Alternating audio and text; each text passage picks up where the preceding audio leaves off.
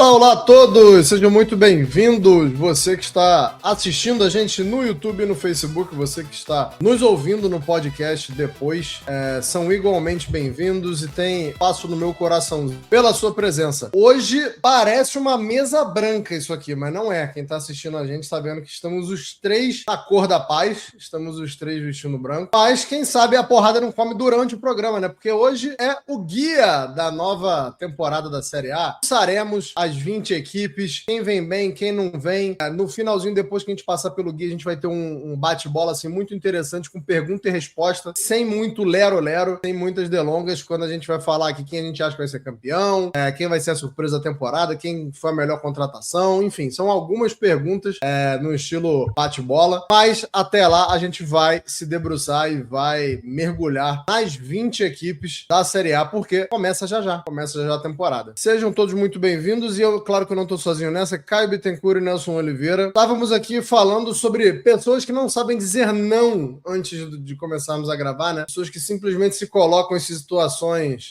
pitorescas porque são people pleasers, né? Como diriam no inglês, são pessoas que não sabem, não são conflituosas, não sabem dizer não. Caio Bittencourt, você já se meteu numa roubada porque tentou ser apenas educado e acabou sendo prejudicado pela boa educação que seus pais lhe deram? Bom dia, boa tarde, boa noite. Olá a todos, já me meti em roubadas muito grandes que eu só conto se um dia eu for convidado para o Que História é Essa Porchat. Não vale a pena. É isso, pra que se expor por pouco, né? O negócio é se expor de verdade. Nelson Oliveira, e você, querido? Você também já se colocou nesse tipo de situação ou você é simplesmente categórico e pragmático e fala, meu irmão, não vai rolar? Bom dia, boa tarde, boa noite. Bom dia, boa tarde, boa noite. Quem nunca, né? Quem nunca? Acho difícil, né, disso não acontecer. A não ser que você realmente seja uma pessoa que também é nada com ninguém. Aí, se você for o ápice do individualismo, aí você talvez não passe por isso. Mas se você não for, alguma vez vai acontecer. Às vezes é bom ser um eremita, né? Às vezes é bom um pouquinho só de sociopatia, você fica no seu cantinho. Por que a gente estava conversando isso? Vou dedurar a gente aqui. Tava falando aqui do Roberto Carlos que se converteu ao islamismo. E a gente não tem nada a ver com a religião que ele escolheu, mas o que eu falei pra eles foi: às vezes eu tenho a impressão que o Roberto Carlos ele só vai assim, ele vai andando com a situação pra ver no que vai dar, né? O que aconteceu? Ele se casou com a marroquina. Pra você se casar, você tem que se converter, né? De alguns praticantes da religião. E aí o Roberto Carlos falou: tá bom, por que não, né? Vamos lá ver como é que é lá. O amor, mas até aí, a única grande roubada que ele já se meteu na carreira foi jogar na meia esquerda. Aí foi uma roubada. Mas como a males que veio para o bem, para ele é o Real Madrid. Nessa época ele soube dizer não, né? Quis ir embora. Aí tá vendo como é bom dizer não? E assim, também é o tipo da coisa. O Real Madrid também aproveitou o negócio. Opa, problema, Inter precisa de jogador, tudo lindo, tudo maravilhoso. E foi bom para ambas as partes essa negociação. É isso, já vou dar um alô aqui pra galera que aguardou ansiosamente. O StreamYard tava focando, hein? Tava com problemas. A gente começou um pouquinho mais tarde, os famosos problemas técnicos. Um abraço pro Dylan Rosário, falando Forza Juve, vamos falar da Juve. Daniel Rodrigues, dando um boa noite a tutti. Falando que o mercado está bem movimentado. Vamos englobar o mercado nesse guia que a gente vai fazer hoje, né? Quando a gente for falar das equipes, a gente vai falar automaticamente das últimas negociações que a gente não falou na última semana. O Adriano Guisman também falando que Curtis Jones vem aí, o bicho vai pegar. A Internazionale, um tanto quanto inglesa, né? A nacionalidade dessa Internazionale aí. Vamos falar sobre isso. E tava até rolando no grupo da Cautiopad que a gente tem no WhatsApp hoje, a discussão se faziam parte ou não dos comunitários, né? Porque a Inglaterra não, depois do Brexit, não faz mais parte da União Europeia. Como é que vai ser a ordem, Nelson? Fala pra mim aí e a gente já começa a bater bola e a tabelar. Vamos começando por cima logo? Então vamos pelo título? Cima e por quem tá quente aqui no chat também, né? Já falando aí da Inter de Milão, vamos começar então por quem foi campeão, ser campeão dá direito, né? Da prioridades e vantagens. É claro que a Inter não vai brigar sozinha, né? Temos um campeonato com 20 times, a gente vai falar do pelotão que briga por tudo, mas acho que ninguém discorda que quem puxa, quem encabeça esse pelotão, como eu disse, é a atual campeã, e teve algumas dificuldades para se reforçar, é verdade, mas não se desesperou. Estava reticente quanto ao mercado da Inter, não. Mas aos pouquinhos, assim, a Inter, diante de algumas situações em que parecia certa negociação e aí acabou não acontecendo, tinha tudo para fazer merda, né? Tinha tudo para se desesperar diante de algumas negativas e algumas negociações pareciam bem encaminhadas e não aconteceram. Mas gostei da postura da Inter. A gente pode falar dos nomes e se gostou ou não, mas assim, a Inter não colocou os carros na frente dos bois, né, Nelson? Todo ano tem sido essa conversa, né? Até dentro da própria torcida, na imprensa. Que a Inter tá deixando escapar esse ou aquele jogador, então a temporada vai ser péssima. Ou contratou um técnico que não é experiente, então vai ser... Enfim, ano após ano, a diretoria tem mostrado que isso não se confirma. Desde 2019 e 20, a Inter sempre fica entre os 3 primeiros colocados da Série A. E fora aquela temporada e a temporada 24 e 25, ganhou títulos em todas elas, né? Pelo menos um título em todas. Então, dessa vez a gente viu um pouco de melancolia, né? Porque o Dumfries saiu, em uma saída esperada, né? Porque para renovar o contrato dele pela última vez em 2024 teve que ser inserida uma cláusula, né? Uma cláusula que ele sairia por um valor baixo. Então foi meio que uma troca, né? Tipo, ou eu saio agora baixo, ou então eu fico mais tempo aí, eventualmente, e saio baixo lá na frente. E aí não veio o Palestra, aí depois o dinheiro do Palestra ia para o Calaili, e não veio o Calaili, e aí, porque, enfim, questões médicas, né? Aí depois esse dinheiro ia pro Romero e não veio o Romero. Então, negociações que acabaram ficando pelo caminho, mas no final das contas, um dos objetivos após a negativa do Palestra era o Spence, chegou. E o Curtis Jones, que era um nome que o Kivo já queria desde a temporada passada, também está chegando, né? Chega amanhã. E aí, junto deles, os Stones, né? Então, a Inter, curiosamente, né? A Inter teve 3 ingleses em sua história até a temporada passada, e agora vai ter 3 ingleses de uma vez no elenco. Então, já teve a Inter dos alemães, agora a gente vai ter uma Inter dos ingleses, né? Essa Inter parte na frente das outras adversárias na busca pelo título da Série A, porque além de ter esses acréscimos aí, só saiu basicamente o Dumfries, saiu o Fratesi, que já tinha perdido espaço, saíram jogadores que estavam envelhecidos, né? Saiu o De Vrij, saiu o Acerbi, o Sommer, que já estava muito contestado, e na verdade o Sommer talvez nem fosse titular, né? Caso não fosse o último ano de contrato e o Kivo já não quisesse, não tivesse dado uma certa confiança a ele ali, ele poderia ter perdido a posição mesmo já durante a temporada passada. Então, e o Darmian, né? Foi o outro que saiu. Se você for olhar o elenco, as chegadas rejuvenescem um pouco, né? Claro que a gente tem o Stones, que é um cara mais experiente, o Pavard, que retorna aparentemente com uma outra postura e também agrega experiência, né? Afinal de contas, é um campeão mundial. A gente vai ter uma Inter com uma defesa muito forte, com o Bissek, que, por exemplo, vem crescendo, né? Vem evoluindo. Então a gente tem uma linha defensiva que de longe a melhor da Itália, né? A gente tem Bissek, Pavard, Akanji, Bastoni, Stones, Carlos Augusto e ainda, enfim, se quiser colocar aí, tem o Bóvio, que fez uma boa temporada ali, um jogador jovem para poder entrar. Jogadores que, inclusive, são versáteis, né? Por exemplo, o Bissek joga em mais de uma posição, o Akanji joga em mais de uma posição. Então, defensivamente, a Inter melhora muito. A gente vê na ala direita, o Luiz Henrique deve acabar saindo, mas tem o Diouf, que fez uma boa pré-temporada, dessa vez teve tempo para treinar e ser utilizado como ala pela direita, né? Ele que é um meia de origem, também jogando bem, então já tem uma alternativa ao Spence. Na ala esquerda, o Marco fica ali absoluto, e o Spence é uma solução, porque ele joga nas duas. O Carlos Augusto também pode ser o reserva. Então, para não falar do meio campo, né? Que sai o Fratesi, que acabou sendo uma espécie de decepção, embora tenha sido importante em vários momentos, né? Gol contra o Bayern de Munique, gol contra o Barcelona na Champions League, mas não foi o que se esperava. Acho que questões físicas acabaram pesando também no desempenho do Fratesi, mas agora você sai o Fratesi e vem o Curtis Jones, que é um cara super experiente e muito regular, é a última opção de meio campo da Inter. Esse é o nível de profundidade que a Inter vai ter no meio campo agora. Tá que não teve nenhuma mexida, começaram meios de comunicação espanhóis começaram a falar no Lautaro do Barcelona, mas acho muito impossível que isso aconteça. A Inter não vai vender o Lautaro agora, porque não vai ter quem colocar no lugar. O Lautaro também nunca demonstrou interesse em sair. Então a gente deve ver o ataque da mesma forma, talvez com o Pio Expósito ganhando ainda mais espaço nesse revezamento que talvez faça. Ou o Thuram, ou mesmo com o Lautaro, né, que pode ser poupado com mais frequência. Então a gente vê uma Inter muito à frente. Engraçado, porque a gente tem o lado de pessimismo, mas tem o lado também de um otimismo exacerbado, ou talvez de uma ideia de vender clique, de vender jornal, isso porque hoje em dia quem compra jornais, mas aquela ideia de tentar vender uma coisa de que o time reserva da Inter brigaria pelo Scudetto. Não brigaria pelo Scudetto, mas obviamente é um time muito forte, e até porque ninguém briga por Scudetto com 11 em nenhum lugar, não faz o menor sentido esse tipo de história, mas um time reserva que vai permitir ao Kivo rodar muito além. A Inter deve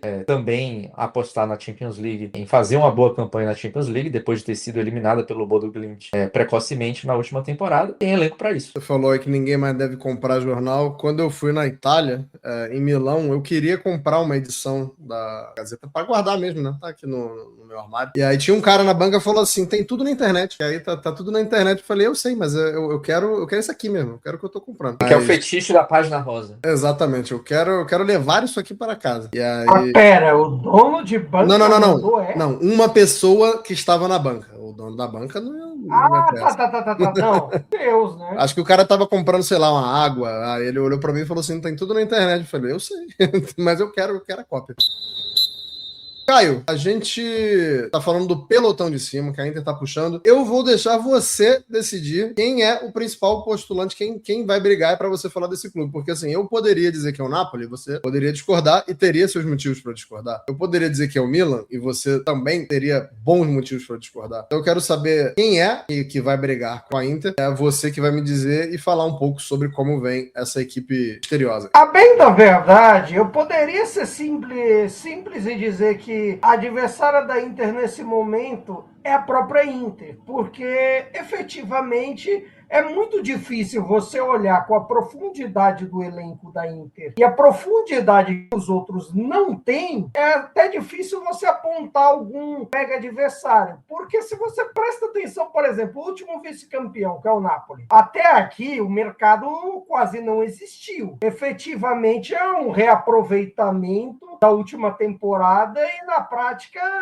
perdeu um, que foi o Gutierrez, e agora que tá chegando um Pavassuli, tem o Badiachile que fez exame, e o ataque ninguém sabe o que vai acontecer. Ninguém sabe quem vem, ninguém sabe o que vai, porque tá trocando peça e fazendo devagar, porque tem que despachar as tranqueiras. Só que tem um problema. Napoli que você avalia. Napoli teórico, hipotético, com todo mundo em campo, cheio de problemas físicos. Foi uma tendência na era Conte, talvez seja na era Allegri também, se você levar em conta que dois dos principais zagueiros já estão fora no começo, que são o Buongiorno e o Belkemar. A essa altura é meio complicado de se esperar como é que vai jogar a partir daí. Porque assim, por mais que tenha, sei lá, em pré-temporada, ninguém sabe exatamente o que vai ser, até mesmo de esquema tático. Porque o Allegri, ele testou absolutamente tudo nessa pré-temporada. Sistema com 3 zagueiros, linha de 4, jogou com ponta, jogou sem ponta, um negócio assim curioso. Então, é um grande mistério a priori. Talvez seja o Allegri dos melhores e dos piores momentos. Aquele que da estratégia, cada jogo é uma história. O X da questão é que, efetivamente, coloco da turma da Champions 2 que seriam importantes da gente levar em conta. A Roma tem feito, dentro das suas limitações, cara, interessante. A chegada do Rodrigo Mora é uma baita sinal, enorme sinal. Fora os outros nomes, a chegada do Molina, a chegada do Santi Castro, que é uma baita chegada também para o ataque, que a Roma precisava de um centroavante. A questão da chegada do Kulierakis, que é uma boa opção para defesa, apesar de todo o contexto. Da questão é, de novo, físico. O fator é de externos, assim. Ninguém sabe bem o tal ponta. Daí se falou no Luiz Henrique dias atrás. Parece que não vê que deu uma travada nessa história. Preferiu-se atrás de outro. Falou-se, por exemplo, o Fofaná do Lyon, o Zoom, do Eintracht, por aí. Dentro disso, a Roma é um time ainda em espaço de construção, de desenho. O Como, por sua vez, não é tanto. Já é um time com ideias de chegada e parece que ainda assim vai dar um jeito de correr atrás. Porque, por exemplo, se essa história do Moise Kean concretiza, é um golpe duplo nessa altura, porque é uma certeza no ataque, por mais que o Duvicas tenha feito tanto ou mais gols na temporada, temporada passada, que é o Moise Kean. Talvez o Duvicas não seja um cara para ser guia de nome, como é o Nico Paz e tudo mais. Pense nisso. Claro que o Como quer italianos até para preencher suas listas de campeonato. Quer não, né? Precisa. UEFA. Eu diria que ele não quer. Exatamente. Como talvez tenha a ideia que eu, às vezes, digo ao longo dos tempos. Quanto mais italianos tem o seu time, pior ele é. A ideologia do Como é essa. Posso dizer que não concordo muitas vezes. Mas a Inter foi campeã até na base da seleção italiana, né? Aí... Pode ser, mas eu sou enviesado. De quais italianos eu sou enviesado porque os meus italianos são Politano, Sola Velho. Você só tem os italianos ruins, né? O problema não é a nacionalidade. Assim, outros que você não sabe qual que é a deles, os de Lorenzo da vida tal. Mas, enfim, corneta à parte, o lado racional diz que tem valor, mas pro lado emocional meu, todo mundo é ruim, não presta. Em brincadeiras à parte, como ainda tem um processo de montar, só que você confia no Como para ser a anti-Inter nesse momento, que é um termo muito comum. Obrigado, porque eu quero que o Nelson responda essa. A bola vai passar de por você pro Nelson. Deu um erro aqui, eu não ouvi direito a pergunta. Você confia no Como para ser a principal anti-Inter? Como confiaria no Napoli, na Roma? Eu não confiaria por um motivo. O Como nunca jogou 3 competições ao mesmo tempo em sua história. Esse é um motivo muito clássico. O Fábregas ainda... ele fez isso como jogador, como treinador ainda não fez. E existem outros fatores. O Como, na verdade, obviamente ele tem um bom elenco, mas ele tem muito mais uma ideia de jogo. Né? É a ideia de jogo que esse coletivo que leva o Como à frente. Se a gente for pensar por nome, em campo, né? Mas às vezes ter um nome significa alguma coisa, né? E o Como tem menos do que outros times também. Então, às vezes, o Como consegue render mais porque tem a ideia do coletivo que o Fábregas passa, porque o Nico Paz organiza esse jogo de forma... organiza e define, né, de forma muito eficiente. E a gente tem outros jogadores, por exemplo, o Lucas da Cunha estava aí na segunda divisão, nunca tinha sido testado de verdade antes de chegar no Como. Rodava aí pela França. Hoje é um jogador muito importante. Mas será que em outro contexto ele seria tão importante assim? Eu acho que são jogadores muito apropriados para dentro desse contexto. Mas esse contexto vai ser posto à prova agora. Fisicamente, mentalmente, que ainda não foi. E assim, o Como melhorou muito, né, sua defesa, né? A gente tem defesa, laterais, né? Eu acho que as laterais do Como eram a maior deficiência do time, né? Então agora a gente agora tem jogadores, até já que eu falei de nome, a gente tem jogadores com mais nome ali. Jogador de seleção brasileira nas duas laterais. Então, para quem não tá acompanhando, né? Kaique, Bruno e Ian Couto são seus laterais titulares do Como. Você tem o Chalobah, que pode ser contestado e tal, mas estava aí na Copa do Mundo com a Inglaterra. Não entrou em campo, mas estava lá. Então, você prefere o Chalobah ou o Kempf? O Chalobah ou o Van der Bremt? Então, você tem acréscimos aí bem evidentes, né? Mas ainda... Porque antes do meio, o Como era muito mais interessante no meio. Não vou nem dizer do meio para frente, do meio das pontas, porque o do Vicas não foi, apesar de ter sido vice-artilheiro da última Série A, acho que ele foi muito mais vice-artilheiro da última Série A porque a gente teve uma Série A com atacantes que fizeram menos gols do que exatamente por méritos próprios. Claro que ele fez seus 15 gols, mas só fez 2 gols contra times do top 10. Então, é um outro nível de exigência que ele vai ter agora. Ele precisaria melhorar. E o Como não confia muito nele. Tanto é que tá indo atrás do Moise Kean. E segundo informações, a Fiorentina vai decidir essa semana se vende o Kean ou não. Senão, se o negócio não rolar, não vai vender. Claro, não vai ter tempo para substituir. Agora já tenha, né? O Matteo Pellegrino já tinha chegado lá em Florença e poderia assumir esse posto tranquilamente. Lorenzo Luca poderia.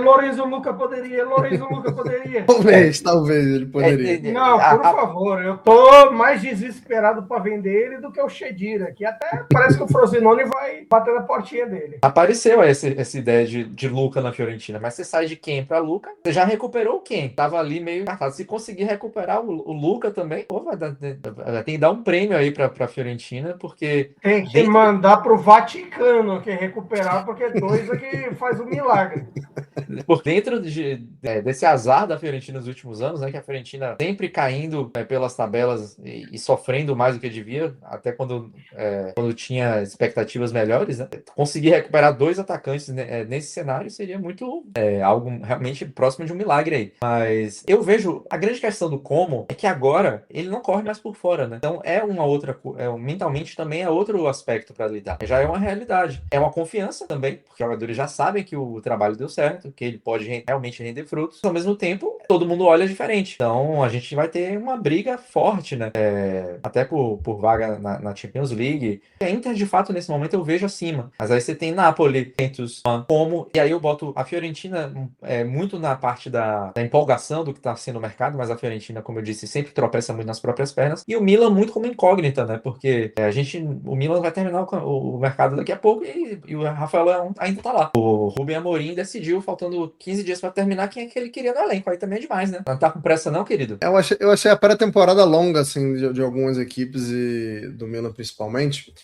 Vou passar aqui pela galera, mas antes, você falou aí do Lucas da Cunha, como eu lembrei do nosso querido amigo Murilo Moré, que é rato de análise de dados, né? E impressionante os números do Cunha em taxa de sucesso quando ele é pressionado, né? O Moré mandou um gráfico lá pra gente, o Cunha se destaca bastante, não tanto quanto o Ata, né? O Ata foi um negócio de maluco. O Ata, que agora era da Udinese, agora foi pra Fiorentina, mas na última temporada na Udinese. Você vê assim, um monte de jogador no meio, assim, daquele plano cartesiano típico de estatística, sozinho lá em cima com a capacidade incrível de sofrer pressão e não perder a posse. E você falou do Kim também, um abraço para um outro amigo nosso que você falou aí que a Fiorentina recuperou o Kim. Myron Rodrigues também recuperou o Kim no Fantasy. Ninguém acreditava nas últimas temporadas no Fantacalcio. Ele comprou essa briga e colheu os frutos porque o Kim fez muitos gols para eles. Muita galera participando aqui com a gente.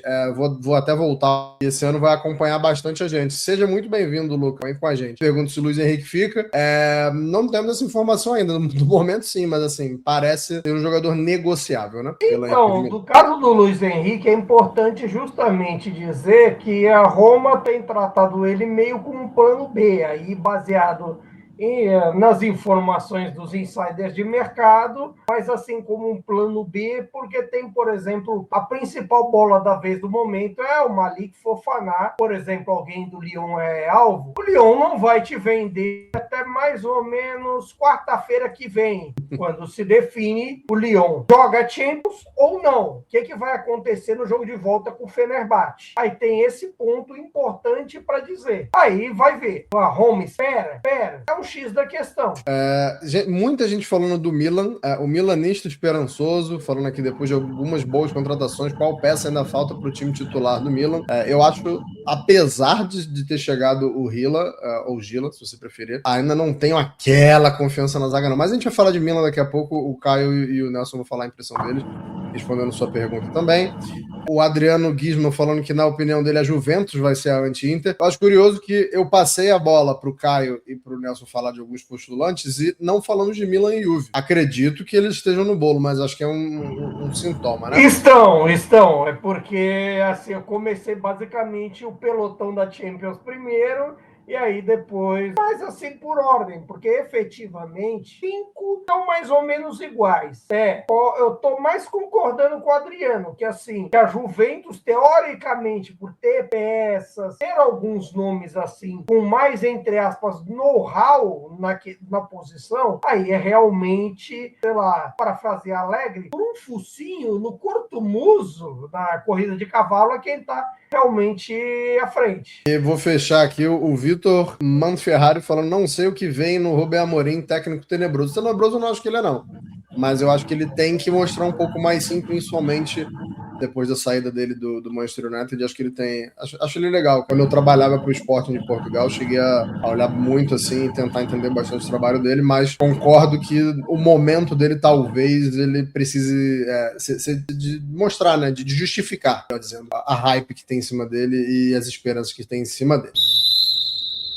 Nelson Oliveira, já puxo para você então a questão de Milan e Juve, que como a gente não falou até agora, é um sintoma a gente não ter falado até agora, ter escolhido outras equipes para falar antes, ou é natural, principalmente, haja visto como terminou a temporada passada, né? Não faz 3 meses aqui, estávamos descendo o cacete, Juventus e Milan, por motivos diferentes, mas acho que ainda tem um pouquinho dessa sombra, né, do que rolou no final da temporada passada, né? Tem, esse é um dos motivos, mas menos para a Juventus do que para o Milan. O Milan demorou para escolher técnico, o Milan não tem diretor esportivo, quem faz o mercado do Milan é o Jorge Mendes. Já estão chamando o Milan de AC Mendes, com razão até, porque só chega jogador do Jorge Mendes por preços exorbitantes, né? Tudo bem, o dinheiro teoricamente é do Jair Cardinale, né? Talvez não seja nem do Milan, mas tá gastando muito onde talvez não deva. mercado demora muito para se resolver. Faltam 2 semanas, ninguém sabe para onde vai o Rafael Leão, se o Rafael Leão fica ou não. Quem fica no elenco, o jogador que acabou de chegar já tá saindo. Rubem Amorim treinou na Itália, não vem de trabalho assim positivo no Manchester United. Então, enfim, tem muitas dúvidas, não tem nada que empolgue. Mário Hilla empolga alguém? Assim, o Mário Hilla fez temporadas positivas, mas eu acho um zagueiro que ainda é um pouco seguro, até como o Lucumi, por exemplo, que a Juventus contratou. É um zagueiro que joga bem durante 88 minutos e comete um erro fatal. Acontece isso muito com o Hilla, acontece com o Lucumi, vinha acontecendo muito com o Bissek, por exemplo. Enfim, ter um jogador desses no elenco pode custar pontos, no final das contas. O Gonçalo Ramos foi pago uma quantia absurda nele, não vale isso. Acho difícil que ele demonstre, né? Porque o Leonardo Bertozzi, por exemplo, ele fala: contratação cara é contratação que não dá certo. Mas eu acho difícil que ele prove, porque assim, ele vai ser artilheiro da Série A, porque ele foi a contratação mais cara do campeonato. Foi mais caro que o Nico Paz. Eu não acho que ele vai entregar o suficiente para isso. Acho difícil. Agora você chega o Diego Moreira, desse grupo aí, foi a melhor das contratações, mas muito atrasado o Milan. Eu acho difícil, dentro desse cenário todo, que o Milan realmente vá competir. O Milan vai desistir da Liga Europa, vai deixar a Liga Europa ali como uma distração e não vai apostar nela. Eu sempre acho muito, muito ruim fazer isso, porque especialmente agora, que tudo bem, a Liga Europa já dava vaga na Champions League, continuará dando, mas não tem mais transferência de times que são eliminados da Champions League para a Liga Europa. Então, quem vai classificado de Itália, de Inglaterra, de Espanha, a depender do time da França, também da França, alguns outros times maiores de ligas menos badaladas, já entra na Liga Europa, grande potencial de sair dela como campeão. E o Milan, eu acho que até por sua história internacional, deveria valorizar uma competição do tipo. Acho que o mesmo vale para a Juventus. Talvez até mais para a Juventus, que não ganha um título internacional desde 96. Deve ter gente que tá ouvindo a gente aqui que não era nem nascida quando a Juventus ganhou o seu último título internacional. Eu acho que isso não deve ser descartado. Acho que tem que aproveitar um cenário desse. A Juventus eu vejo muito mais organizada do que o Milan. Primeiro, manteve o técnico. É um técnico que só de 2005 para cá, só na última temporada, não classificou seu time para a Champions League, né, das temporadas que ele encerrou. Então, e até meio surpreendente ele não ter conseguido isso, né? A gente já discutiu isso aqui antes. A Juventus parecia ter a vaga na Champions na mão, mas empatou com o Verona e perdeu da Fiorentina. Então, o empate com o Verona foi pior do que perder para a Fiorentina, que foi, de fato, o empate com o Verona que tirou a Juventus da Champions League, realmente. Então, mas acho que um raio não vai acontecer, não vai cair 2 vezes no mesmo lugar. Difícil que isso ocorra. E aí a gente vê a Juventus meio que tendo se livrado do salário do Vlahovic, que também era outro jogador que não entregava o que recebia, porque estava sempre muito tempo lesionado. O Colomoni, eu acho que é uma aposta melhor do que as que foram feitas no Jonathan David. Assim, a gente fala do Jonathan David muito mais em perspectiva, né? Porque na época parecia uma contratação boa. E do Openda, que não entregaram um bom futebol, mas o Colomoni já jogou na Juventus, então ele já conhece o campeonato italiano. É um outro tipo de aposta. O Alay Begovic é uma contratação muito interessante. Eu acho que a Juventus tem muito talento ali nessa linha de apoio ao centroavante que vai jogar, né? Tem o Alay Begovic, o Yildiz, Francisco Conceição, o Boga, tem muita velocidade, muita técnica ali também. Então, e acho que o Lucumi, pelo que eu falei, um pouco de temerário, digamos assim, mas é muito melhor do que o Luiz Kelly. Então, acho que aí já tem um acréscimo absurdo ali. Então, aí vai ter uma defesa muito forte fisicamente, né? Com o Bremer e o Lucumi. No gol, acho que o Vicário, aí vale a mesma coisa, né? Em perspectiva, a contratação do Di Gregório parecia muito boa, mas não rendeu. Mesma coisa do Jonathan David. O Vicário, eu acho que também pode assumir esse posto aí. Mas também, obviamente, ninguém tem bola de cristal e pode dar merda. O cara não foi tão bem assim no Tottenham, mas no Empoli ia muito bem. Não à toa estava na mira da Inter, por exemplo. Mas enfim, eu acho que a Juventus está mais organizada do que o Milan nesse quesito. Seria muito mais possível vê-la como concorrente da Inter do que o Milan. Eu tô curioso com uma coisa. Eu tô achando a torcida da Juventus extremamente empolgada com as contratações.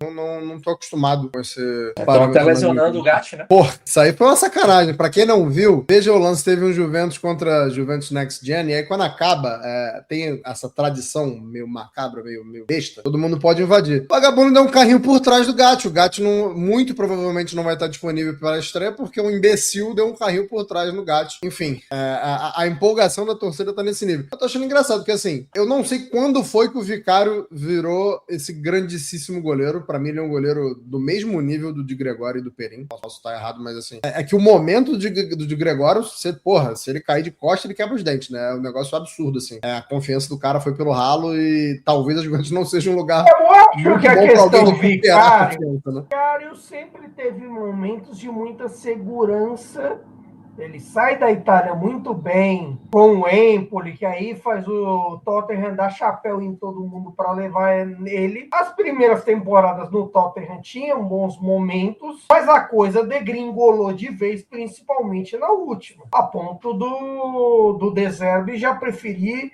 o Kinski, por conta de um melhor... Qual foi o jogo lá que o Kinski passou vergonha? Foi o Atlético de Madrid? Atlético de Madrid, exatamente. E aí depois o Kinski acabou recuperando a posição, o Tottenham não caiu, de decisão errada, o Tottenham aprontou e, de certa forma, o Cario acabou sendo um pouco vítima disso. Então, lógico, mas olha só, o desempenho caiu e tal. O X da questão, nesse momento, me parece que ele não era a escolha número 1. Se você tivesse que pensar assim, a terceira, pelo menos. O nome era Martínez. Ponto. O nome era Dibu Martínez, que assim, é o Dibu, goleiro de Copa do Mundo, não sei tal. Só que assim, o Aston Villa pediu alto. O Dibu Martínez não é nenhum novato, não é goleiro para 6 anos, porque normal, por mais que goleiro tenha uma vida útil maior, tem envelhecimento e tudo mais. E a Juventus precisava dali no goleiro. Se eles aparecessem nas primeiras rodadas, o Gregório e o Perin ficaram numa situação em que, basicamente, eles tomarem um gol de bicicleta, indefensável e tudo mais, vão dizer que a culpa é deles. Uhum. Porque, assim, o de Gregório, vamos combinar, o de Gregório deu um pouco de motivo e o Perin já tá aí há quase 10 anos. Eu acho que o de Gregório deu muitos motivos, não foi um pouco de motivo, não, mas eu acho que ele foi fritado antes da hora. Acho que a paciência com o de Gregório foi muito curta, mas depois que se perde a paciência com ele, que ele percebe isso, a espiral dele para baixo é um absurdo. Mas o que eu tava falando das contratações da Juventus, que eu tava surpreso da empolgação, cara, o Kolo Muani, nos últimos 2 anos, ele teve 6 meses de bom futebol, foi na Juventus. Acho que isso justifica a empolgação. Mas, pô, no Paris Saint-Germain não, no Tottenham não. Assim, não sei se ele é a opção ideal, mas parece que todo mundo que tá chegando na Juventus, assim, é uma melhora em relação ao que tava lá, mas a gente tá tendo muito como parâmetro o que aconteceu de ruim, né? Assim, acho que a gente tá... o sarrafo tá baixo, né? Na Juventus. Pode terminar, cara, que a gente tem muitos outros... Tem um detalhe também importante, que é o Alay Begovic. Só o Alay Begovic, eu já acho que, assim, até naqueles palpites, assim, eu acho que ele foi a melhor contratação até aqui. Pelo que jogou na Copa do Mundo, pelo potencial que tem de crescimento. Pouco alarde. Exatamente. Quer dizer, eu até que achei que teve um alarde interessante, mas aí deve mais ao fato do Leverkusen ter tratado ele meio como descartável do que outra coisa. Mas é isso. É um nome muito interessante para ver. Não, cara, pode jogar por dentro, pode jogar pelos lados, e tem toda essa coisa assim, algo que seja assim, diferente do Milan também, que tem umas coisas a resolver. Diego Moreira pode ser uma boa, mas ainda você tem questão para resolver de ponta. E o Gonçalo Ramos é até engraçado a gente dizer que aí vai citar isso para outros clubes também. No dia que saiu a notícia, a gente pensou, poxa, até bom, tal, 30, 40, não sei o quê. Só que era engraçado que... A cada hora o cara subia 10 milhões na negociação. A cada minuto subia um preço. Era tipo leilão, sabe? Era 40. Não, mas é 50. Não, mas é 30 com mais 30 de bônus. Não, mas é 70 com mais 10. Cara, é uma coisa muito maluca. Já, no balanço de 27 e 28, a gente vai saber quanto foi o preço dele de verdade. O que fiz a festa com a Série A foi o PSG, né? Pegou um dinheirão no Colomani. Ou o Jorge Mendes, né? Verdade. Esse dinheiro aí, deve ser a comissão. Mendes faz a festa. O salário de diretor esportivo do Milan que ele tá ganhando por fora deve ter vindo dessa contratação. O mundo é do Jorge Mendes. A gente só paga comissão para ele. Vou atropelar vocês aqui, gente, porque ainda tem muito time. Nelson, imagino que quem vem nesse pelotão logo atrás dele seja a Fiorentina pela empolgação, como você falou. Mas, assim, a gente ainda tem algumas equipes com trabalhos sólidos, com nomes bons. A Fiorentina tá muito à frente de Atalanta e Bolonha, por exemplo. Eu não vou nem incluir a Lazio, porque a gente vai falar da Lazio daqui a pouquinho. Mas a Fiorentina, o nível dos negócios que a Fiorentina fez é estupendo. Mas já é o suficiente pra gente colocar ela ali acima de Atalanta e Bolonha, ou ainda tá no meio? O Bolonha também, na verdade, caiu bastante bastante, né? Mas eu ainda vou colocar nesse bolo, mas rapidinho. A gente falou que o Vicário foi a terceira opção da Juventus. Pescando, na verdade, ele foi a quarta, né? Eu tinha esquecido a possibilidade do Suzuki também, mas enfim. E teve o Alisson ainda, né? Talvez. Não, o Alisson tava contando, então por isso que eu falei que o Vicário era o C, porque era Alisson e Dibu. Aí eu falei que ele era o C, mas na verdade ele era o D, porque o C era o Suzuki. Ah, sim. Pois é, ainda faltou timing pra Juventus, né? Porque o Suzuki saiu pro Aston Villa e agora o Dibu Martins vai ser negociado, mas a Juventus já anunciou o Vicário, né? Então, uma bela sacanagem aí que o Aston Villa acabou fazendo sem querer aí com a Juventus. Mas eu acho que sim, a Fiorentina tá bem à frente. Até porque, assim, vou aproveitar e já incluir a Atalanta nesse bolo de análise aí, porque eu acho que a Atalanta vai sofrer muito na temporada. A Atalanta tem um elenco feito pra outro tipo de futebol. Sarri vai ter que trocar pneu com o carro andando. Passa a mínima Tô curioso pra ver o Deron de registro.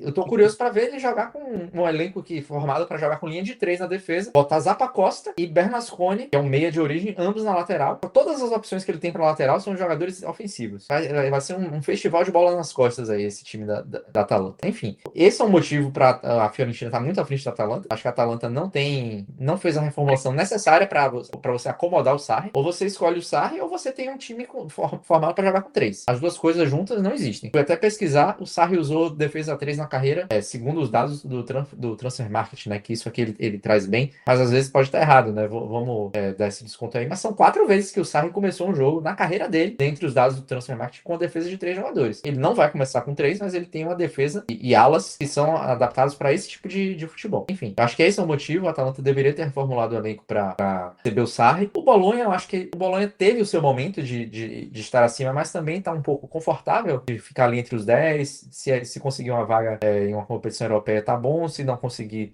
também não faz tanta diferença assim. Eu acho que o Bolonha vai ter que lutar, não contra, né, mas vai ter que trabalhar, né, essa reformulação que teve no ataque, porque trocou os seus 2 atacantes. O Dalinda não se adaptou muito bem, faz parte, então ele poderia ser meio descartável nisso, mas você saiu do Castro, que estava lá super adaptado, vem com o Dovbyk que precisa reagir. A primeira temporada dele na Roma foi ok, mas também não foi brilhante. Foi mais ou menos como a temporada do Vicas, fazendo gol contra times menos badalados na tabela. Você tem o Piccoli, que também precisa reagir. No final das contas, não foi bem na Fiorentina, né? Foi a maior contratação da história da Fiorentina e já sai logo na sequência. Então é o tamanho do fracasso do Piccoli. Mas dessa vez não, a Fiorentina parece ter acertado muito, né, no mercado. Você falou que o mercado é sensacional. E para mim, né, já vou até antecipar, para mim a contratação do Atta é a melhor da Série A, porque ninguém esperava que ele fosse para a Fiorentina. Pro nível que a Fiorentina tá buscando, eu acho que é o jogador mais adequado possível. Então, assim, pensando em contexto, no fato de ele ter mercado em times maiores, para mim foi a contratação mais interessante desse mercado. A gente tem o Atta, tem a possibilidade também do Massantono recuperar o futebol, tem outras chegadas interessantes, como a do Ulay, do Matteo Pellegrino, jogadores também para serem desenvolvidos para o futuro, né, como o Valder Penhas do Real Madrid, o próprio Vieri do Grêmio, outros jogadores que poderiam também ir para outros times, como por exemplo o Draguzin, um jogador que poderia estar em outro time ali, que estava procurando zagueiro. Os maiores da Série A. Não vou dizer maiores, né, talvez pegue um pouco mal para a Fiorentina, mas times com objetivos mais ambiciosos. Né? Mas a Fiorentina vem com ambição e eu acho que encosta nesse grupo de Champions League. Acho que tem um elenco para isso. Tem muita opção no meio campo, talvez até demais. Precise resolver um pouco isso. Mas a ver também como é que vai ser nas últimas semanas, né? Porque pode sair o Ken. Se sair o Ken, vai vir. Quem é que vem pro lugar dele? Pode sair o Dodô. Quem vem pro lugar dele? Acho que no caso do Dodô talvez não venha ninguém. Porque já chegaram atletas para ocupar essa posição. Mas vende o Dodô, que é tão importante. Vai manter o mesmo nível ali com o Alex Jimenez na lateral e o João Mário. Eu já acho que tem uma queda. O Dodô é superior aos dois. Principalmente no contexto da Fiorentina. Mas no fim das contas eu acho que a Fiorentina tem condição sim de brigar. Até porque, ao contrário de outros clubes, não tem compromissos em competições europeias durante essa temporada. Então tem essa vantagem física e um elenco muito extenso para poder rodar. Deve chegar no fim da temporada bastante em vantagem nesse aspecto em relação aos seus concorrentes. Então eu acho que tem muita condição de a Fiorentina brigar por uma vaga na Champions League. Pergunta aqui do Alan Santos: qual mês o Sarri vai ser demitido na temporada? Na Itália a gente brinca muito se vai comer o panetone ou não, né? Sim ou não, gente? Ele vai comer o panetone na Atalanta, sim ou não? Atalanta não é o caso de problema. E me parece ali que o caso que a Atalanta entende que vai ser um recomeço. Eu acho que dessa galera ali do meio, pode ser esses 3, como pode ser, por exemplo, casos como o Parma, que eu acho estaria em ascensão, mas de repente tem que trocar tudo. Até repôs bem o caso do Parma, que eu achei que as escolhas pelo Romero, do Tigre, que vinha bem no campeonato argentino, e até do El Bilal Touré, glorioso Bilal Touré, são boas escolhas para você tentar substituir o Pellegrino. E a chegada do Nicolo Ciccavini Maravilha pode ser um toque para você, pelo menos, tentar superar o latifúndio que existe entre a defesa e o aqui Parma, por exemplo. Tem o Parma nisso tudo. A Udinese eu achei que manteve bem a galera. Acho que até que a Udinese foi um pouco a exceção, né? E a maioria dessa galera tá reformulando tudo, tá mantendo tudo. E a Udinese até que tem mantido. Embora alguns nomes, você teve, por exemplo, a baixa do Christensen, da Udinese para Atalanta, que é um nome complicado de você se perder na defesa. Mas, ao mesmo tempo, você teve o Nai Gomes chegando, que é um bom, teoria, dá um encaixe interessante com o Zaniolo para você, e a Keenan Davis, que se manteve. Então, você tem um pouco disso. É muito encontrar alguém que, basicamente, perdeu, tá morando de aluguel. Nós vamos falar desse caso daqui a pouco. Primeiro início, Parma e Udinese, até pensando nos jogos de Copa do fim de semana, foram até interessantes. Eu não acho que no caso do Sarri é mais papo de ele se demitir. Acho que é mais fácil ele se demitir do que a Atalanta, de fato, demiti-lo. De fato, a Atalanta tem uma diretoria muito demissionária, né? Demitiu o Juric porque, né? Enfim, porque contratou o Juric. Porque para tudo tem limite, né?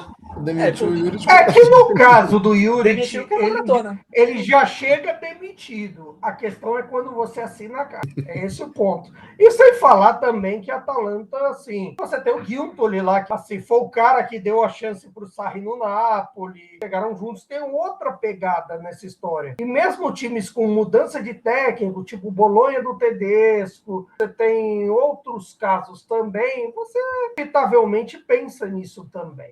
Caio, eu queria perguntar para você o seguinte, a gente já falou dos pelotões de competições europeias, digamos assim, né? E aí tem sempre aquele time que pode surpreender, que pode chegar e ele beliscar uma conference, que pode dar trabalho, pode tirar pontos importantes. Tem gente que deixa de se classificar para competições europeias porque perde ponto para essa galera. Eu não vejo a Lazio esse pelotão, eu vejo a Lazio abaixo ainda, não vejo a Lazio em condições de sequer fazer uma graça no campeonato, fazer uma graça no sentido de ficar uma vaga, como eu disse, ou de bater de frente com alguns desses postulantes a competições europeias. Queria saber onde você vê a Lazio e qual é o pelotão que vem depois dessa galera de competições europeias. Eu vou soltar algo que vai ser reforçado nas redes sociais com meus hot takes e que você acompanha, você que está aí na Cautiopédia, primeiro você se inscreve, curta e compartilha esse vídeo, dá like esses negócios. Depois você vai no Instagram ou nas redes sociais, Facebook, Twitter, no TikTok também, nós falaremos ao todo hot take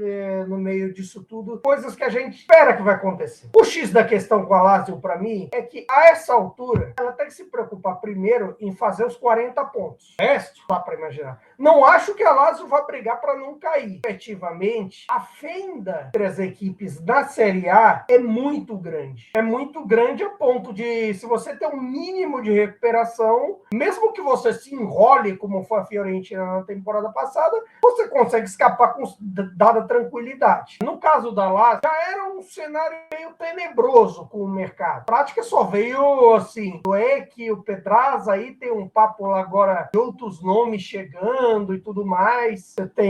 Tinha um papo de Icardi e não rolou, agora tem o atacante do Lorient, só acho que deve saber. Foi o Dieng. Isso, o Dieng, que tem números interessantes do Lorient, só que ao mesmo tempo você olha para o time, você vai dizer, tem o Fratesi, etc. Só que um Fratesi só é capaz de fazer verão a essa altura, porque efetivamente você tem Fratesi, Doek, Pedraza e agora o Dieng, 4 nomes. Qual desses seria capaz de você pensar, esse cara vai ganhar jogo, esse cara vai te trazer pontos no campeonato, vai chegar num clássico contra rivais de sempre, a dupla de Milão, Napoli, a Juve, a velha, a Val Roma, eles vão chegar onde você pensar. Goleiros, a dupla manda, dá para pensar? E já era difícil antes. Depois do fim de semana que perde da maneira que perdeu para o Mantova em casa, Copa, de certa forma, numa Copa Itália que tem tão pouca alternância, das equipes de pior ranking, por exemplo, até o sábado só tinha ganho o Sul Tirol num confronto de Série B com Série B, que era o Catanzaro, jogo bom, até fiz para a Sportnet, comentei também junto com o jogo do Venezia, o jogo do Frosinone, até sobre eles falaremos daqui a pouco. O caso da Lazio é complicado. complicado. Porque tem isso tudo. Uma torcida que tá de bronca com o time por motivo e não vai pro estádio, sabe se vai, não sabe se fica, agora tá naquela pior parte, jeito que tá na cara que ele vai vender, a empresa já tá se deteriorando. Ele não, assim, por mais que ele esteja com a porta para vender, ele não põe de fato, e aí ninguém pode comprar. Tem um outro detalhe também, e aí parte dessa escolha do Lotito. Você ter apostado em Gennaro Gattuso ao campeonato, depois de tudo que aconteceu em março, a menos que seja para alguém que esteja voltando da parte nesse momento, o Gattuso realmente vale a escolha a essa altura? Ele é capaz de produzir pontos assim para pelo menos fazer a Lazio ficar na primeira página da tabela? Eu não consigo. Agora eu não consigo. Posso estar errado, seria interessante. Gattuso é um cara fantástico. Porque o que a gente vai esperar? Olha, dessa galera, por todos os outros que foram citados aí, eu consigo ver na frente da Lazio. Eu consigo ver o Sassuolo, mesmo com o Aquilani, que eu acho que ainda vai ter o primeiro ano de Série A. Fez um trabalho interessante na Juve Stabia, mas ao mesmo tempo tem mercado para fazer, tem história para resolver, tem o caso do Belgali com o Verona, mas teve nomes interessantes que chegaram, como o Adzic, como o Bowie do Verona, conseguiu manter uma galera, o Sassuolo. Eu consigo ver o Sassuolo na frente. Torino, talvez, assim, tem um Inácio Abate chegando, mas eu consigo, num primeiro momento, imaginar que, pelo menos, que eles contratam um goleiro, ficou tempos com a história do Lucas Perry, não foi, e até agora não se definiu, a história dele com o Leeds, com Comuzzo, com outros nomes, eu consigo ver o Torino até na frente da Lazio. Mas, assim, a Lazio, eu só consigo ver superior aquela turminha que veio da B, talvez o Cagliari, talvez ainda o resto. E o Lecce também. Também consigo ver a Lazio superior ao Lecce. Estamos falando da Lazio. Estamos falando de qualquer um. Nelson, para economizar tempo, concorda com esses grupos aí e essa localização da Lazio no campeonato? Não sei se a Lazio chega a estar atrás do Torino, né? O Torino também é o túmulo do futebol ultimamente, né? Nada acontece ali. Mas o que eu tava achando curioso, né? O Caio falou aí do Gattuso, a gente tá falando tanto do Jorge Mendes, né? O quanto o Jorge Mendes fez triste uma parte de Roma e quanto fez feliz a outra, né? Porque ele é o agente do Gattuso e é o agente do Rodrigo Mora. E a gente vê aí a distância entre a Lazio e a Roma nessa temporada a partir disso, né? A gente acabou falando um pouco sobre a Roma, né? Acho que a gente...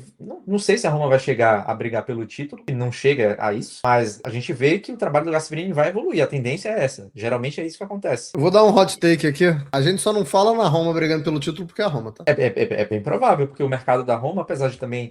Tem técnico bom? Tem. Tem goleiro confiável? Tem. Tem artilheiro? Tem. Tem dois. Incorporou o elenco? Incorporou. Tem jogador jovem? Tem. Tem jogador experiente? Tem. Porque é a Roma, gente. Você quer falar a verdade? Use como hot take. A Roma é, sei lá, a anti-Inter nesse momento. Pode botar esse hot take, ter coragem, rapaz. Coragem. Porque a Roma não sei o que. Não, a Roma de camisa, um clube grande. Mas porque perdeu em sei lá quando, aí alguém criou um negócio romano. Pelo amor de Deus, vocês superestimam muito o termo. Vocês superestimam demais. Eu tô tendo que defender a Roma, pelo amor de Deus. O mercado da Roma, né, pra quem não sabe, teve o Rodrigo Mora, que acabou de chegar, mas teve o Santiago Castro. A Roma vai ter de atacante Santiago Castro e Allen. É um ataque muito forte, né?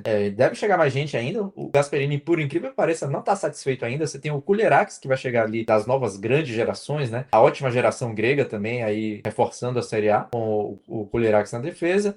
O Salah Eddine, que jogou a Copa por Marrocos, provavelmente vai permanecer ainda, pelo menos segue ali no elenco como uma opção de lateral. Nahuel Molina, né, que também chegou para a ala direita. Duas alas muito poderosas, né? Perdeu o Celik, que é um jogador ali versátil para Juventus, mas se reforça com o Molina. Talvez perca um pouquinho ali de versatilidade na defesa, né? Porque o Celik fazia duas funções, mas tem uma defesa que já é forte, que tem o Ndicá, tem o Mantini, que permanece, tem o Hermoso, que cresceu com o Gasperini. O Guilherme, que também evoluiu no fim da temporada. Você tem uma ala, mas na outra o Molina. Tá? Então é um time forte. Além do meio campo.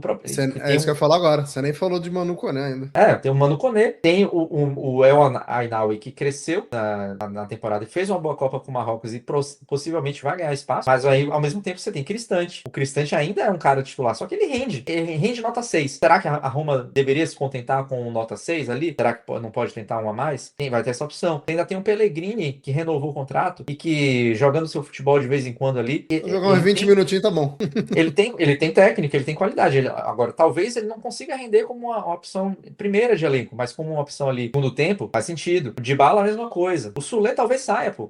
O Soulé talvez, em busca de espaço, acabe saindo. E é um jogador interessante pra você ter no elenco também. Então, a Roma tem um elenco bem corpudo, né? Bem robusto. Eu acho que pode disputar. Eu acho que esse é o tamanho da distância entre Roma e Lazio. Você vê a Roma contratando jogador do mesmo agente do técnico da Lazio, a torcida da Roma ficando feliz por gastar 50 milhões. Maior rival lá se matando com o Gattuso. É o tamanho da distância que a gente tem em Roma nesse momento. Jorge Mendes, um dos maiores romanistas vivos lá em Roma, já tem faixa um de nós. Nelson, então, assim, sobrou uma galera aí que a gente não falou ainda que não vai brigar por rebaixamento, né? A gente não acredita que Genoa, Parma... Será? Você acredita que o Genoa vai brigar por rebaixamento? Acho que o Genoa tá bem tranquilo. Não sei se isso é bom, né? Assim, Eu acho... ficar nesse limbo. Eu acho que tem uma possibilidade grande de ter uma briga muito forte ali embaixo da tabela desse ano. Por quê? O elenco do Genoa é melhor do que outros, é mais equilibrado. Só que o Genoa não tem gente que faz gol. O artilheiro do Genoa é o Lorenzo Colombo, que na carreira dele, o máximo que fez foi 7 gols. É isso que o Genoa tem hoje. Quando você não tem gol, você não tem ponto, não tem vitória. É uma dificuldade que o Genoa vai ter. Uma dificuldade que o Parma também teve na última temporada de não fazer gol e perdeu seu artilheiro. Perdeu o Pellegrino. Acho que se reforçou bem com o Romero. Tem o Touré, que o Caio falou. Tem o Demartins também do Lanús, que eu acho que pode chegar ali também, um jovem que pode aparecer. Mesmo o Elfege, que já estava no elenco. Mas eu acho que também é um pouco arriscado. São times que fazem poucos gols. E os times que vieram da segunda divisão estão se reforçando muito bem. O Monza, que já tinha caído meio por acaso, manteve grande parte do elenco. E tem esses jogadores mais rodados. Tem o Dani Mota, tem o Pessina. Tem outros nomes ali no elenco que são interessantes. O Venezia para mim faz uma janela muito boa. Uma janela de time que pode permanecer. Contratou muita gente. Pô, só pra ter uma ideia aqui, o Venezia vai pro campeonato com 2 goleiros que podiam ser titulares em grande parte da Série A. Vai com o Filip Stankovic, que deve ser o titular. O Filip Stankovic é um monte de pó, que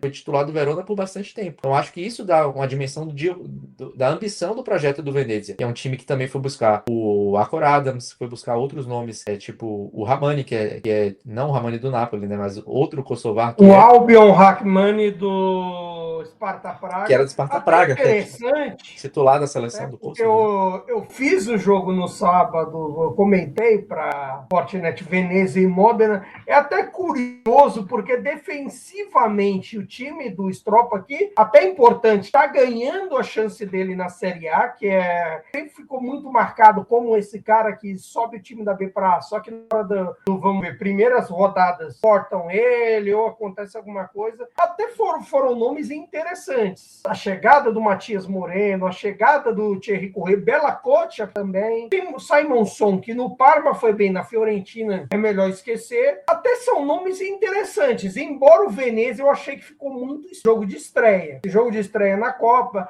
É bem verdade que o Modena também é um time interessante, assim, tá da turma dos favoritos da Série B, que afinal começa esse fim de semana, mas aí é outra história. O Venezia, até ofensivamente, é um time interessante, por conta de ter mantido o John Yeboah, que é um cara que mexe com o jogo, acontece de tudo, e principalmente a Akor Adams. A Akor Adams cria de tudo. Ele salvou um Sevilha na temporada passada em La Liga no braço. Gols decisivos era sempre ele a fazer gols de 6 pontos, e eram nomes interessantes. Só que se você olha essa turma ali de baixo, também o Frosinone, até interessante o mercado do Frosinone com o Alvini também, a maioria ali tá com uma força ofensiva interessante. Que é isso que pesa contra. Parma, para mim, nem tanto. Eu acho que pesa mais pro Genoa, que vale ficar de olho assim com o Cagliari. Cagliari, apesar dos nomes que contratou, você tem o Fazzini interessante, você tem o Daniel Maldini chegando também, Kevin Carlos vindo do Nice, que também temporada passada se salvou nos playoffs e tudo. O Kevin Carlos é um atacante de 0 gol na última temporada. X da questão. Então, é isso que é o X da questão. A gente tem certeza, por exemplo, sobre o Cagliari. Tudo bem que o Pisacani é um cara que, assim, o que ele, sei lá, é um super super potencializador de centroavante, que não sei o quê, mas acho que o básico até sabe fazer, o Pisacane. Então, esse é o X da questão, por exemplo. A Cagliari e Genoa, para mim, parece um pouco abaixo no quesito fazer gol. Só que, ao mesmo tempo, da turma que subiu, que você compara, tudo bem que o Monza com o Juric, a essa altura a gente não sabe direito. Por exemplo, já começa com um detalhe. Quem vai ser o goleiro do Monza? Porque fala-se muito no retorno do Di Gregório, parta-se do princípio que ele vai arrumar a defesa. O problema é que os times do Juric não são amigos do gol. A gente sabe disso. Melhores momentos da carreira do Juric foram assim. Agora, Frosinone e Venezia, e até vi o Frosinone com a Juve Stabia, ou melhor, o que restou da Juve Stabia, depois da bagunça fora de campo, foi concluída, os dois têm ataque. O problema é que a defesa,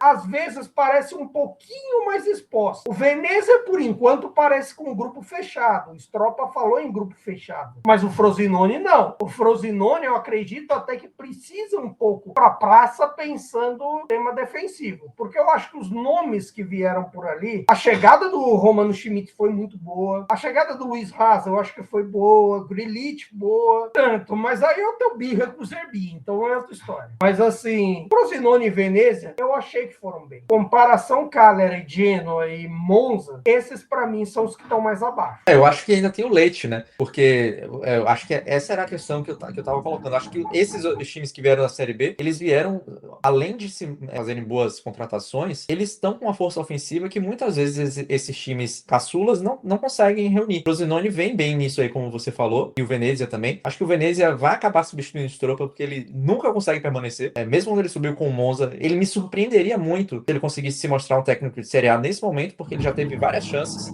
e não conseguiu nunca. Dessa vez ele tem um material melhor para começar, até do que quando estava no Monza, na minha opinião, porque o Monza, no momento em que ele sobe com o Monza não estava com um elenco interessante ainda. O Leite sofreu muito nas últimas temporadas todas para ter jogador para fazer gol. E o Leite não contratou absolutamente ninguém. O Leite não contratou ninguém para jogar no ataque nessa temporada. O Gelbel só. Exatamente.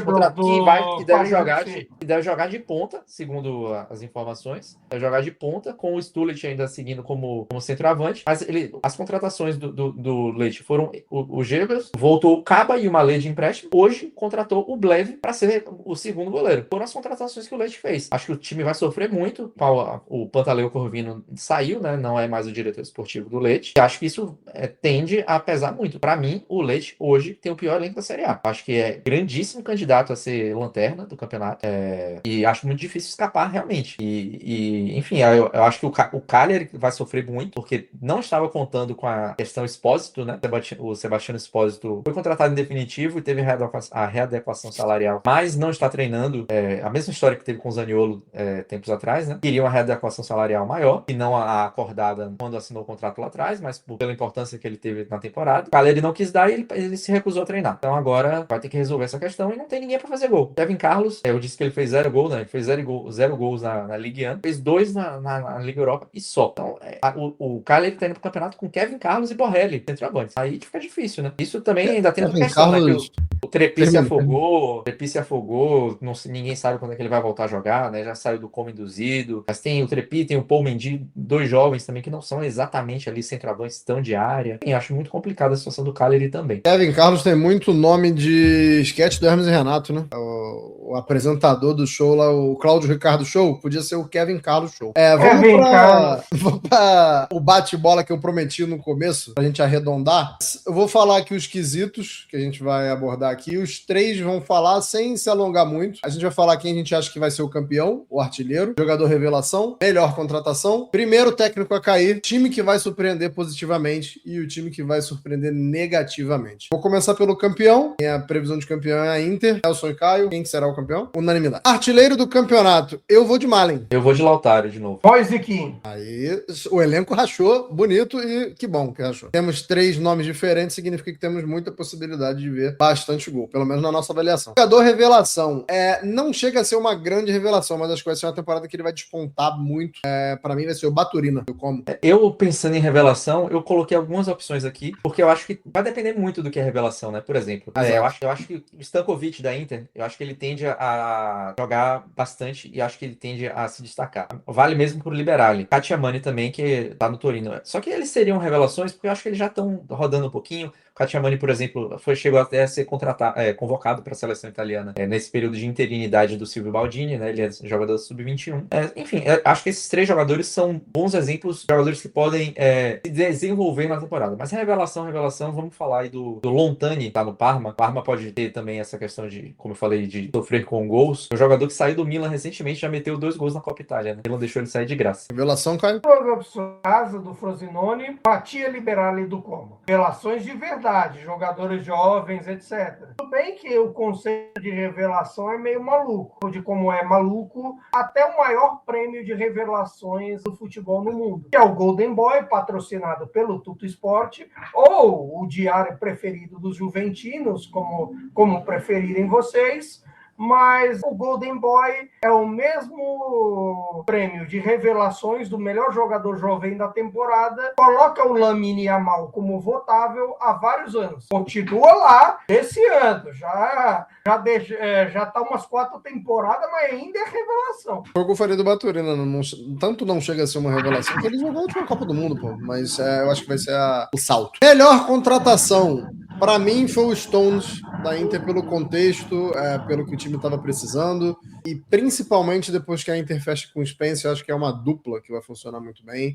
Agora, tem que ficar saudável, né? O Stones tem conhecidamente um problema no ombro. Se não for um problema durante a temporada, para mim foi a melhor contratação. Caio? Depende, aí nessa, parafraseando ou fazendo algo parecido do nosso amigo Vitor Sérgio Rodrigues, é o contexto, porque se for o momento agora, eu mantenho o que disse lá atrás. Para mim, o melhor nome é o Olaj Begovic. Contexto, como se encaixa, como pode ser e tudo mais, poder o Rodrigo Mora também para a Roma, ponto. Até pela maneira de encaixe. Eu vou pelo Boston. Eu já dei esse spoiler, né, ao longo aqui da nossa live. Para mim é o Ato. Quem esperava que ele ia para a Fiorentina, acho que é um jogador que pode fazer a Fiorentina dar um salto aí. E esse salto também vai servir para a carreira dele, eu acho. Perfeito. Primeiro técnico a cair, para mim vai ser o Eusébio de Francisco do Leite. Já também fecho nisso. Cara, pior é que assim, eu até ignorei o Leite na minha análise, porque ali parece que nada acontece. O de Francisco poderia ser isso, mas assim, eu acho que tem 2 candidatos que assim me deixa muito em dúvida, que é o Juric e Gattuso. Eu acho que eu vou de Gattuso, porque a batata dele já começou a assar. Isso faz uma enorme diferença. Eu só não fui de Gattuso porque eu acho que dos 3 é quem teria maior multa, né? Assim, foi o único ponto foi esse. Porque... E porque o Lotito quer irritar a torcida. Vai deixar o Gattuso lá o máximo possível. Tem aquela famosa resenha do Evaristo. Tá me irritando? Tá te irritando? Tá me irritando também? Nós dois estamos putos e vai continuar. E é isso. Então, nessa história, talvez assim, eu penso no... Quer saber? Mudei de ideia. Vai ser o Juric. Boa. Só passando aqui rapidinho, o Depré de Milão falou que deixou o like na live. Importantíssimo, hein? Se você também tá assistindo a gente aqui até agora, deixe seu like. Augusto Dante também mandou parabéns pra gente. Um grande abraço. Se inscreve também, dê aquele abraço. Boa. Repassa para os amigos também. E siga @Cautiopédia em tudo quanto é rede social. Tem alguma que não é @Cautiopédia? Só o Blue Sky, que é @Cautiopédia. Mas também se você digitar Cautiopédia, vai achar. Exatamente. Aqui também, que não é só Cautiopédia.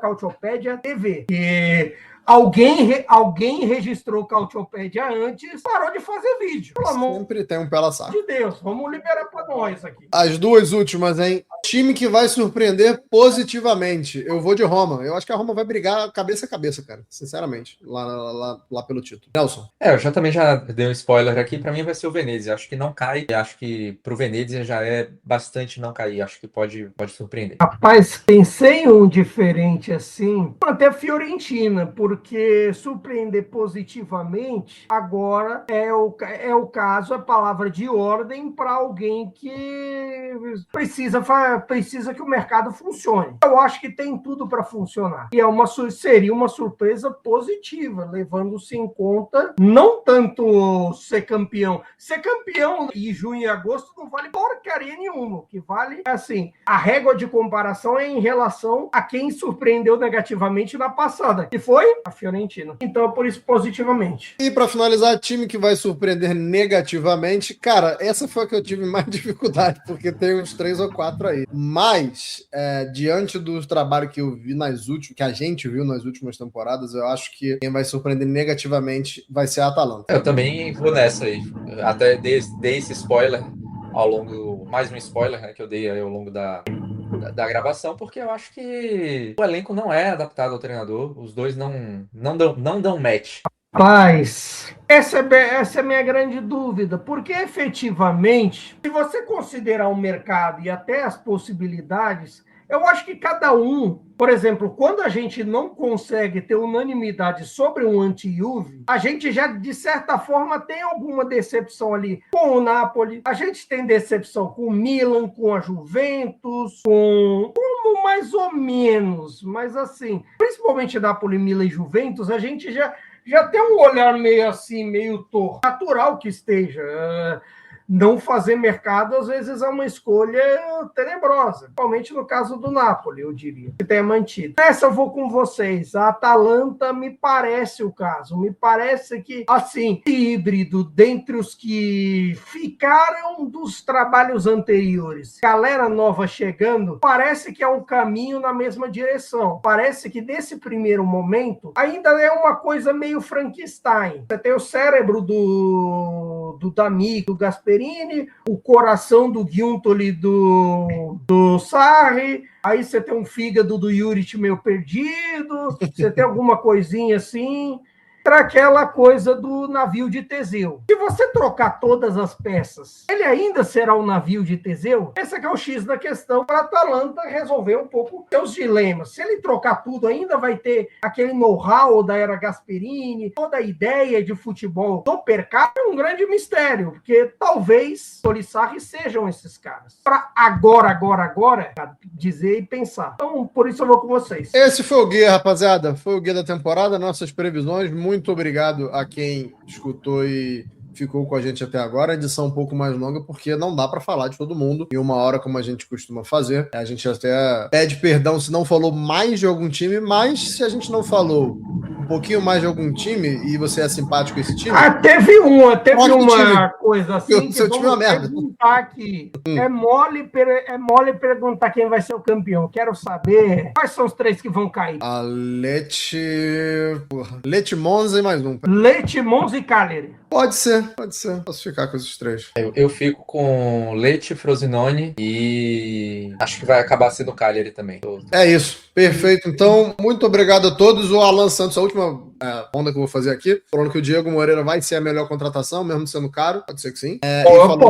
Falando aqui que o Napoli vai ser a grande decepção. Não sei, sabe por quê? Porque pra gente se decepcionar, a gente tem que ter alguma expectativa. E eu não tenho muita com o Napoli, então assim, não vai... A bem da verdade, o Napoli é um mistério. Simplesmente assim, as pessoas têm lá sua expectativa. Eu acho que a galera com o Napoli, pelo menos de torcida do Napoli, parece mais com expectativa. Por mais o fato de ser o ano do centenário do que exatamente com esse time. Perfeito, ainda tem essa zica do centenário aí, agora você acabou de enterrar. O centenário, logo faremos conteúdo na Cautiopédia, o que aconteceu no centenário. Muito obrigado a todo mundo. Quando a gente voltar a se falar, já teremos futebol rolando, né? Já teremos aí, Copa já tá rolando, a Série B também, assim, já vai ter muita coisa pra gente falar, muita coisa de mercado também. Então nos vemos e nos ouvimos na próxima semana, beleza, rapaziada? Arrivederci e tchau.